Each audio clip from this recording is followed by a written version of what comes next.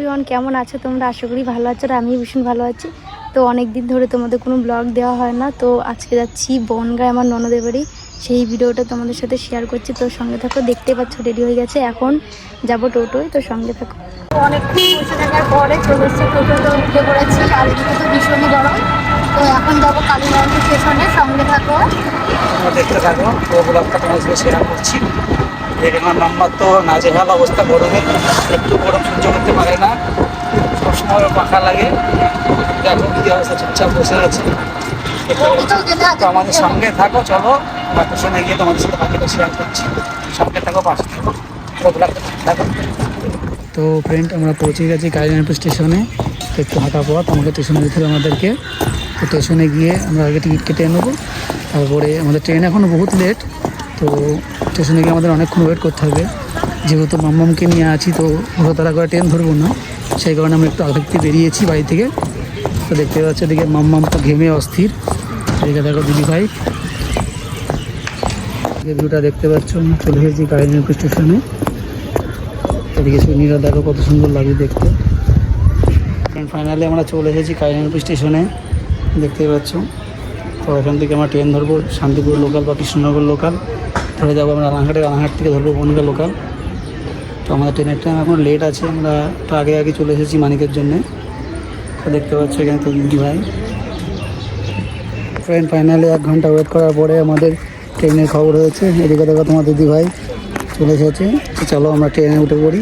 Train থেকে উঠে তারপরে নেবে আমাদের তোমাদের সাথে কথা বলছি। চলো। এদিকে মেয়ে দেখো ঘেমে সব হয়ে গেছে। মাম্মা গরম লাগছে?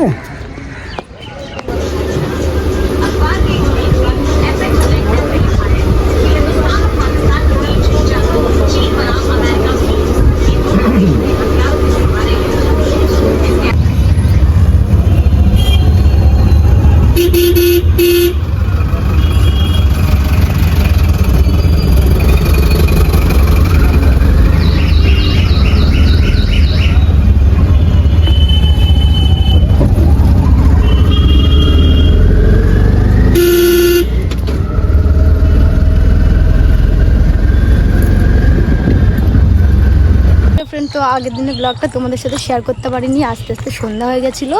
তো আজকে বিকেলে ঘুরতে এসেছি দুজন মিলে, আর কটা ভিডিও করেছি। তো আমরা আছি এই বাংলাদেশের কাছাকাছি, ওইদিকে বাংলাদেশ দেখা যাচ্ছে। আমার তো এই জায়গাটা ভীষণই ভালো লাগছে। আর তোমরা কে কে এসছে কমেন্টে জানাবে। তো আমার ভিডিও দেখতে কেমন লাগে আর তোমরা কীরকম ভিডিও দেখতে চাও এটাও কমেন্টে জানাবে।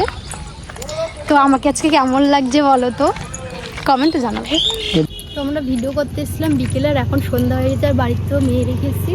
তো এখন যাচ্ছি বাড়ি। তো দেখো এই জায়গাটা খুব সুন্দর লাগছে। তো জায়গাটা খুব সুন্দর, বিএসএফ ক্যাম্প, তো ভীষণই ভালো লাগছে। তো এটা বনগাঁই, তোমরা চাইলেও আসতেও পারো। আমার তো এখানে এসে ভীষণই ভালো লাগছে। তা কেমন ঘুরলে বলো? ভালো। এগুলো আগে সব ফাঁকা ছিল, এখন তো পুরো ব্যারিকেড দিয়ে দিয়েছে। সত্যি বলতে আমি ভীষণই ভালো। তো ফ্রেন্ড দেখতে পাচ্ছ, এগুলো সব আগে মাঠ ছিল খোলা, এখন ব্যারিকেড দিয়ে দিয়েছে। পুরো টোটালটা একটা পার্কিং প্লট হয়েছে। তো তোমরা কেউ চাইলে এখানে আসতে পারো। জায়গাটা খুব সুন্দর, ভীষণ সুন্দর, ঘোরার মতো একটা স্পট।